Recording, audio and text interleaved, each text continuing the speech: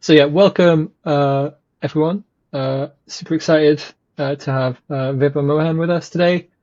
She's going to be talking on um, making what people want, um, which it should be super great. I'm super excited, so I'll hand over to Viva. Yeah, thank you so much, Viv. So, as a quick introduction, as Viv said, I'm Viva. I'm currently in New York. Um, I will be at the Figma config in about 20 days. So, if anyone's there at that time, please do drop by and say hi. I'm currently working on a design tool for spatial computing, which means making the Figma for XR. And over that journey, I've had the opportunity to work with so many folks, including Pip, on their experiences building and prototyping for XR. So I'm just excited to be sharing some of those learnings with you. No, not Bezzy. We're called Unproject. Should have probably started with that. But Bezzy is very cool. I love them. Love their team. Say hello to Daniel for me. But yeah. All right. Perfect. So I'm gonna call this beyond the headset or how to make something people want. And I think this is super relevant for me personally because I live in San Francisco usually, and make something people want is the YC rallying cry. I hear it every single day at this point. It is literally the most important thing. But when it comes to XR, it feels a bit existential because the numbers are not that great yet. There are only 1,000 apps with an average churn rate of 73%. And I think that's because we're still so early in this space. We're still just getting started. We're still trying to figure out what works and what doesn't. And I've had the privilege of talking to folks from really famous companies, really good companies that have either crossed Series B or are generating profit at the moment. This includes Gravity Sketch, Trip, Fundamental VR, a whole wide range of companies. And this is these are the 5 lessons that I've learned on making useful apps for XR. The way that I stumbled on these was, as I said, by talking to these companies, but by also understanding like all of the most common pitfalls every single one of them went through. So maybe let's just jump right into it. Um the first thing that I realized is it's about doing what can't be done anywhere else. And the reason I think this is so important is because when the Vision Pro first launched, we saw a bunch of 2D applications suddenly pretending to be 3D. And that's a great marketing gimmick for Apple. It's a great way for them to boost their numbers up for the Vision Pro, but it is not what people genuinely need, right? And if we take a step back, if we look at how devices have hit mass consumption in the past, we'll see a similar pattern. For example, mobile phones are best known for how portable they are, for how great they are at communication, and the best use case is for quick, simple tasks, which is why the most common or the killer apps are Uber, messaging, and Instagram, or content consumption, because all of this is just so lightweight. All of this is quick and simple, and all of this needs to be incredibly accessible. And when we look at desktops, you'll see that the the best qualities of desktops is that they enable you to do deep work that's incredibly complex and often very collaborative, which is why I'm sure most of us use Google Sheets, Figma, and Notion the most. They just make a lot more sense on desktops in a way that they cannot function on a mobile phone, which is why, creating 2D applications and then projecting them onto 3D doesn't utilize headsets as well as they should be. And when we think about it, the best qualities of headsets is that they are 3D native, immersive, and lifelike. And when I've spoken to the companies that have run the longest, that have had the most successful journeys so far, they tend to either be in industrial design, like Gravity Sketch or Campfire, where you can come in with your team, look at 3D prototypes of, say, cars or devices or anything else that you're using industrial design for, any CAD software, and evaluating how it feels and works in real life or in a lifelike simulation. Um, and similarly, we've also seen how powerful VR training can be. This currently is about like 60 to 80% of the market, and it's almost like an underground market, because if you look at the Quest Store or the Apple Store, you're not going to see VR training, but that's where the money really is. And this is especially because it is used in industries like medicine, where getting a cadaver is just super expensive, and it is so hard to train people without the right environment. So a lot of medical universities have started adopting VR training, and similarly, we've seen police academies do this, where they use headsets to train policemen on, like, using tasers or using guns, because you can't do that in real life. Um, and I think the last very common use case we see is entertainment or gaming, because that's where you are putting on a headset so that you can just forget about the rest of the world. You are very deliberately cutting yourself out of the rest of the world. And this sort of brings me to my second point, which is that if you think about headsets, they're so hard to use. They're heavy to carry around, they're heavy to wear. Just putting it on can often be a hassle, and like getting set up is just so frustrating. And on the other end of the spectrum, you have mobiles, which are smartphones, which are just so accessible. They're just there in your pocket all the time. You just have to like pull it out, super accessible. Um, and that's kind of why I think that with the state of headsets today, we cannot replace existing devices. Spatial computing cannot replace our laptops today, but it is a great way to complement existing devices. It also just very rarely makes sense for spatial computing to exist just by itself. It always complements. So if we think about it, there's Trip, which is a meditation app where you have a headset app, but you also have a mobile phone app. So you can use the headset app when you are ready for a very long, deep session, but then you can use the smartphone app when you are on the go, when you're traveling at any point for 5 minutes, 10 minutes, for like really short durations. Similarly, Campfire, which is an industrial design tool, has a headset app that goes with a desktop app. So on the headset, you put it on so that you can see a lifelike simulation of the 3D prototype and evaluate it with the rest of your team. It tends to be very collaborative because you can communicate easily here. But with the desktop app, you use it to edit, modify, and create CAD software in a way that you just cannot without a keyboard and a mouse in headsets. And I think that that becomes a super important differentiator over here while creating applications.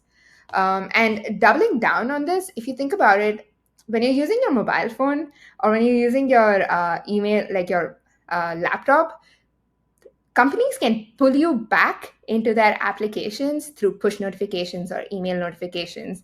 And if you're Duolingo, you can go crazy with like widgets, with Duo constantly getting mad at you, saying, "Hey, come back! You need to learn this. You need to complete your course. You need to finish your session for today." And those are all effective growth strategies or retention strategies that are just not possible today on headsets. And this has become such a huge issue that like one way to solve it is, yes, complementing it, but the second way is honestly just really strong gamification to build habits. This is my hot take on why games tend to succeed the most, because they're just inherently addictive.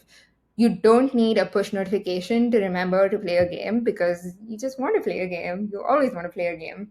But on the other hand, you do need a push notification to remember that, like, using industrial design or designing industrial devices is super cool in XR. And that's just not possible without complementing or like without building stronger gamification. Unfortunately, we haven't seen great examples of companies employ this method so far. We haven't seen them being able to like create highly addictive productivity tools. But I'm sure we will in the future. I just think that we need to look at gaming for stronger influences there.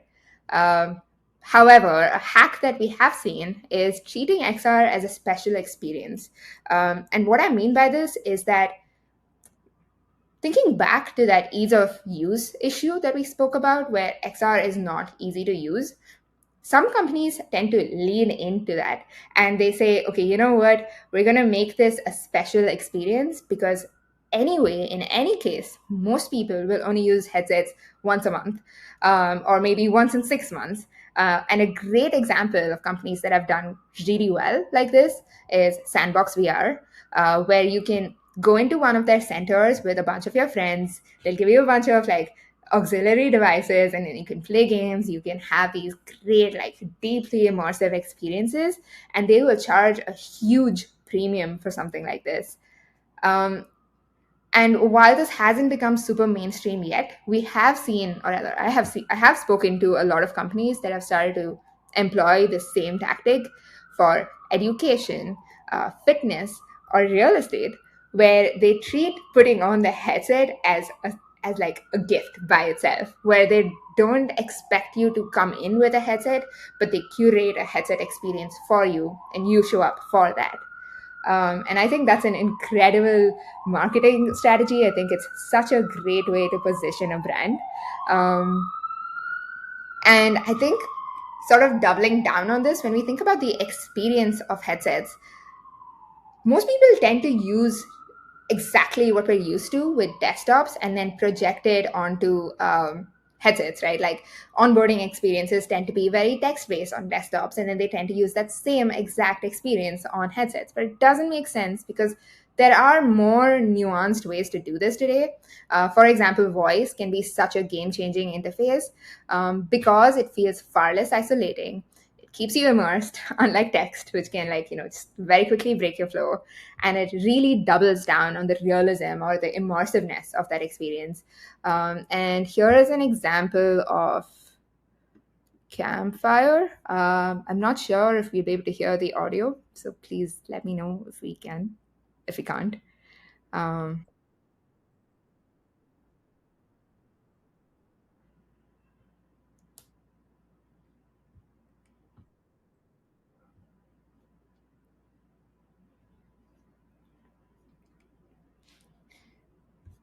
and you see what I mean, right? Like, I hope everyone could hear that, but you see what I mean, right? Like, by showing that you can pick the by showing exactly what you need to do, or by describing it, that AI character was able to create such a incredible experience because it didn't feel isolating. It felt like he was there with you, guiding you.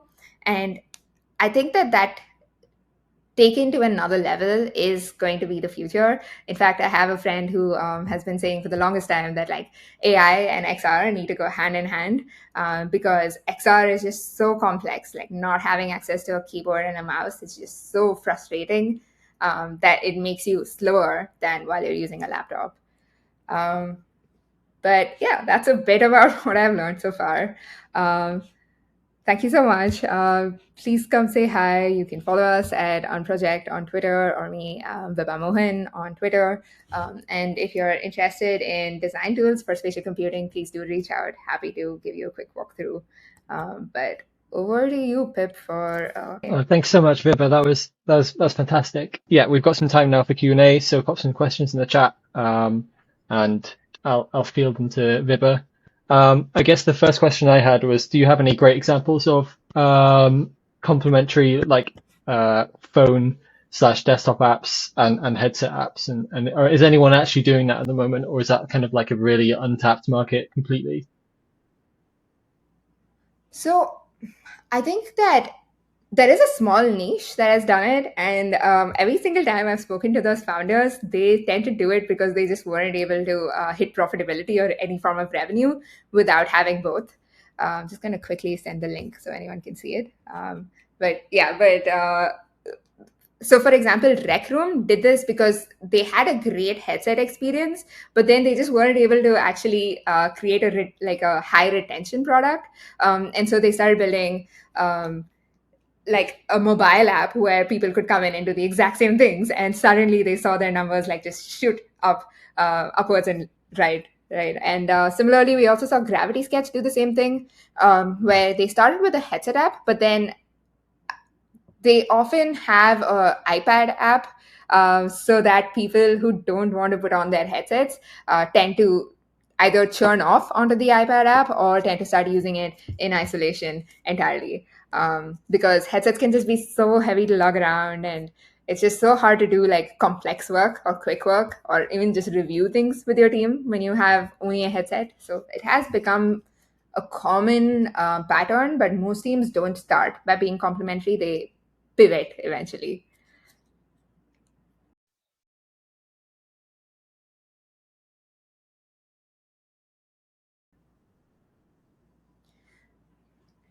I don't know. I mean, I think that until the headsets hit a form factor where they're like as light as, these glasses that I'm wearing right now, I don't think that they can exist in isolation. But the second that they do, I think that they can replace every other computing device that we have, because then they're just far more accessible. And at that point, it's so much easier to like attach like a keyboard or a mouse and use it. But it just seems like that future is possibly 10 years away, because we haven't seen any breakthroughs there yet.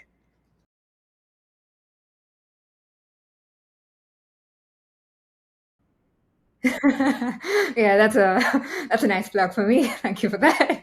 But the key differentiators for Unproject is, the first is that we are focused very heavily on complementing instead of replacing. Actually, to follow up from that last question, so we have a web app, but also a headset app.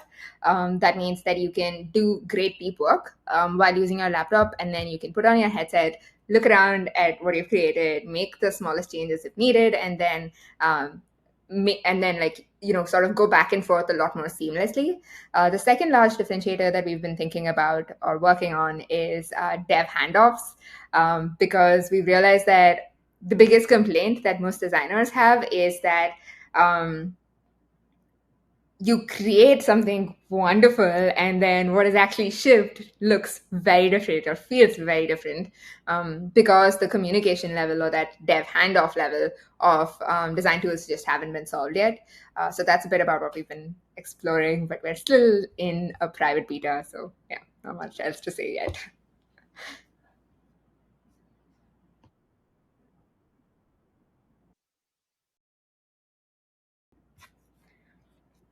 So I think we've seen high adoption in certain industries today. And these industries tend to be 3D design of all sorts, and we've also seen it very highly penetrating in VR training. Um, and I think it's going to have a similar curve to what we saw with desktops, where I'm not sure if everyone here knows this, but in like the 1980s, Autodesk and Adobe were founded, and that just always blows my mind because it just sounds so ancient. Uh, because not everyone had a laptop at that point, and it can seem like computers became the default overnight, but they very rarely did, right? Like no device has gone become the default or like hit mass adoption overnight. In terms of what are the biggest hurdles, I think that there are going to be a bunch. One is just the quality of rendering or the quality of the content that you can consume in headsets is still a little limiting.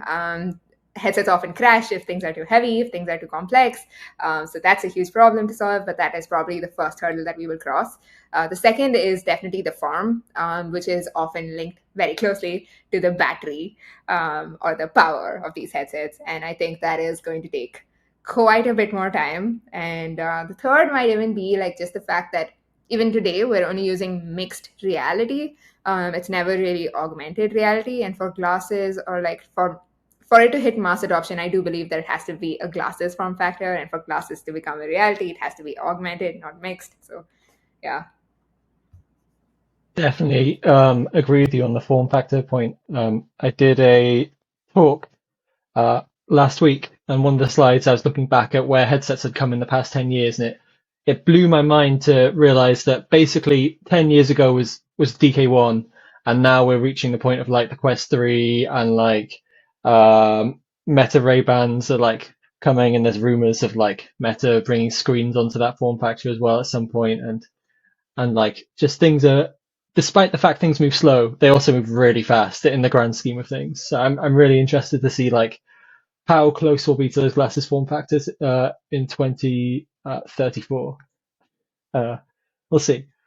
We had another question, which was what can we do apart from gamification to make headset use more frequent or addictive? It's a bit of a toughie. Yeah, that's pretty hard. Um, I've thought about this a lot, though. I still don't think I have a great answer. But I think it's a matter of also making the apps easier to use because like a very common experience for anyone who's had a headset and like made their friends try it out is that like they put it on and then they're like, whoa, this is amazing, this looks so cool, but what do I do now? And it's just that the friction to being able to use it is just so high at the moment that every time you put it on, it feels a bit like a chore to even get the task done. Um, and I think that the problem over there is that we keep trying to replicate what we already do in the real world into headsets. So, for example, moving objects would be like, actually physically moving them, even though this is like the widest range of motion you could do. What we're actually used to is like using a mouse and moving our fingers just that much, right? But then headsets tend to default to the default action, which is so much more complex than it has to be, that it feels laborious to use headsets. So I guess TLDR is that I think the usability layer really needs to get fixed. I do think that things like voice interfaces or AI could really help with that because it does reduce the barrier and you aren't like restricted to just what your controllers can do, which can also be like a huge learning curve because every app has a different set of controller interactions and yeah. So yeah. Yeah, I think the interaction side is really interesting as well because everything is so unstandardized at the moment that the moment there is a standard, it's just like this ray of light in this otherwise just confusing sea of things you've got to constantly learn. Um, so Josh says, do you think sign language could replace a keyboard? I think sign language is a whole other ballgame by itself, right? Like, because then everyone has to learn sign language. And I think that's maybe a bit far fetched. But I guess that is sort of the direction, like a less extreme version of sign language is the direction we're going with, like the Vision Pro, where like it's gestures. I don't know. I do find gestures to be fairly limiting today. I find it much easier to do complex things with controllers often, or to be a lot more in control with controllers. But Pip probably has different opinions, maybe. I don't know. I haven't seen the best yet. So, No, I mean, I definitely think controllers are really useful for complex, precise actions because you're gripping stuff, and it's a tool made precisely for that. But there's quite a lot of depth you can do with hands that perhaps hasn't been fully explored yet or exploited in a lot of the headsets. Um, I agree. Yeah. I think it's just been so underrated. It's been a very shallow use case of hands so far. Yeah, you're right. I guess so. So David asks, just to follow on from that, have you thought about hand-centric interaction much? When I guess probably either in the context of one project or just in general. Yeah, I have. So I've explored it both in the context of one project a bit, but also in the context of how people we've worked with or other XR companies tend to design things with hands. And I've realized that it's at a very nascent stage where I think, like as Pip said, like it hasn't been exploited. And I think to add on to that, it's because it cannot be exploited yet, or it hasn't had the time to be exploited yet. So it's still not a form factor that people default to. Like when they put on their headsets, they also pick up the controllers by default. So that's kind of what developers also optimize for because they know that behavior is just sort of ingrained. But I do think that things will change drastically in the future. It's uh it's funny you say that. I guess I hate using controllers because I literally use hands all the time, and so I use the Quest 3 and always use hand tracking for everything. And every time it prompts me to pick up a controller, I'm just so annoyed because of the friction of like having to like look around my space and work out where the controllers are.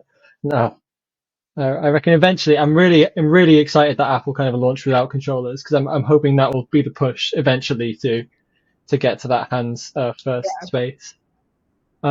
All right, so Yeah, I think it probably will be. this might be the final question. Oh, there's a lot there, so we'll see.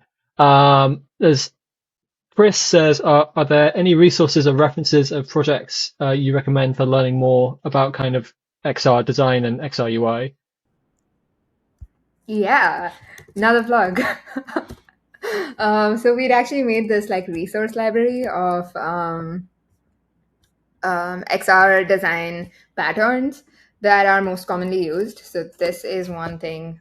So where we've basically recorded most XR design patterns. So that because I think that there's no point in reinventing the wheel on most days. Like most times, it just makes sense to pick up from other people's research. And the second really useful resource that I found is this XR design handbook. Let me just pull it up for all of you. Yeah. So this was made by my friend who works at Microsoft, and he's done an incredible job of curating